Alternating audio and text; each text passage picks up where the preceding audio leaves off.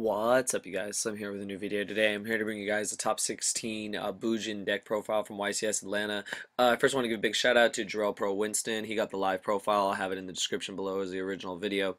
I didn't want to do like a series of like all the deck profiles from YCS Atlanta. I wanted to focus on the ones that were very unique and made it to the top for like the first time at a major event, or as I did Dark World yesterday in a really long time. The Bujins caught my eye immediately because there was no other Bujin in the top. He ended up going top 16, so he did win his top 32 match. So the deck went those 11 rounds, and then he went through the other rounds to get to top 16, where he did lose. But it was amazing to see that this version of Bujin that he ran was the one that got him that far.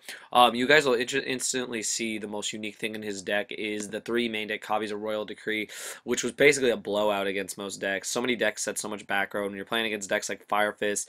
If they're setting their formations, you know where they are, and the rest of the cards are usually traps, if not a Book of Moon or a Typhoon to chain in the mirror match or something. So this was a really good call on his part, and his side deck's really interesting. But I just want to get into it. His name was Steve. Jarrell hasn't put the full names, but definitely I'll have a link to it so you guys can get all the information you want. I just wanted to profile this for you guys. I thought it was really cool to see Bujin's top.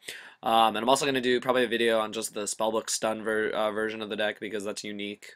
Haven't seen that before, where it doesn't run Priestess, it doesn't run World. It's really interesting. That'll probably be tomorrow's video or soon, and that'll probably do it for Atlanta. I don't want to take all the profiles that Jarrell did. I just want to highlight the main ones that I really enjoyed. So I'll get into the deck right now. She runs one of the Arsuda, the new Bujin. He said it was kind of weak, but he ran it in there just because. He ran two copies of Mikazuchi. He said people were cutting it to one, but he likes it at two. The three, like heart of the deck, Yamato, you have to run it. He ran the one centipede, the three crane, which are disgusting because they're so good. Two of the hare. Hare's really, really good. I didn't know what this card did, and then I ran it. They can't be destroyed by battle or card effects. That's really good. These graveyard effects are insane. So cards like Soul Drain and cards like any card that actually is in the graveyard that you can stop them. Necro Valley is really good against that deck. He only ran one Quillen along with the one Centipede. He said that's all you really need. He said people are playing multiple copies, but you don't really need them. Especially with cards like Bujin Hair, it really does protect everything. Then you have the Bujin Turtles to negate stuff that would hit you, so that was really good. And then he ran three copies of Effect Veiler because Veilers needed this format. You have to run at least 2 to 3 copies in every deck. Even for Fire Fist, like mirror matches, you just needed to hit Bear and hit other problematic cards like Spirit, so it was good. And the one Honest because they're all light, so they're running 4 Honest, pretty busted. Spells, one Moon, 2 Bujin Carnation, basically Monster Reborn. 3 tanky, pretty much search whatever you want. Get Yamato, you need Yamato, period.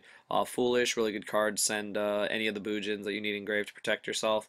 2 lances, get your attacks through. And the most hardest card to get around, 3 Kaiser Coliseum. This card is just evil, evil, evil. Bujins basically ride Yamato to victory, as I've heard many people say in the past. So basically, Yamato, make it invincible with all your graveyard effects, your lances and stuff, and you just kill them with Kaiser Coliseum. Decks that overextend like Girgia and Heretics, they just can't go anywhere. You can't get anything going on. You have one monster, and once they stop it, like you're back to square one. So this card's really good. People wonder why he ran 3. He's just like, the card's just really good in general. Plus, having 3 gives you better odds to drawing it, I guess. But it's just a really crazy card in general. 3 Typhoon, staple. Back row's a problem. 10 keys and chainables are a problem. 3 Pot of Duality for consistency. And then, like I mentioned, the 3 Royal Decree to shut down pretty much anything that was in his way. So, really, really solid main deck. I have to admit, this was a really great main deck. And if I ever played Bujins, I'd definitely, like, this is the way to go. Like, I feel this is the way to go. He liked the Bujin traps, but he says, why? I don't need them when I can just shut down all their traps and just get through with my Yamatos in place. So it made perfect sense. You guys are also noticing he didn't run Bear. In the video, you'll see why. On to the side deck, 2 DD Crow, really good against Fire Fist, really good against like Insectors, it's other Dark World decks that just have cards in graveyard that they're trying to resummon, you just crow them away, they lose. Good against Spellbooks too, hit the master target.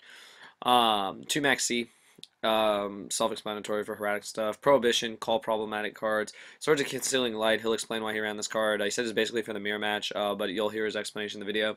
1 Twister, just like another MST. 1 Curse Seal, the Forbidden Spell, he said mostly to call Mystical Space Typhoon, because they don't have Mystical Space Typhoon against Kaiser Coliseum. It's pretty much GG if they're not citing Dust Tornado. Plus he has main deck Decree, so good luck.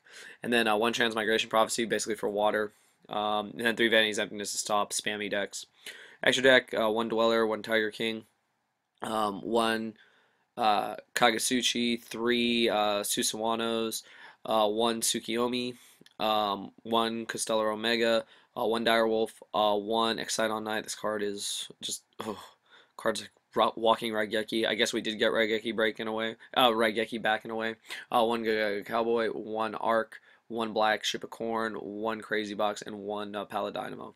So that's the top 16 deck profile from YCS Atlanta. Boojins. Once again, shout out to Jarrell for getting the live deck profile. Have it in the link below. Be sure to subscribe to him. He's back on his YouTube grind, so definitely subscribe to Pro Winston and check out these other profiles from YCS Atlanta. And let me know what you guys think of this deck in the comments below. It's really cool to see Boojin top because a lot of people don't like the deck, but too bad. A lot of people don't like any deck. Like, there's no way to win in this game anymore. But I thought it was unique that he won, and he was a really cool player, and I really liked his interview. He was a really nice guy. So hope you guys will go check that out and subscribe to Jarrell and just leave your thoughts about the deck in the comments below. So that's all I got to say. Thumbs it up, and thank you for watching.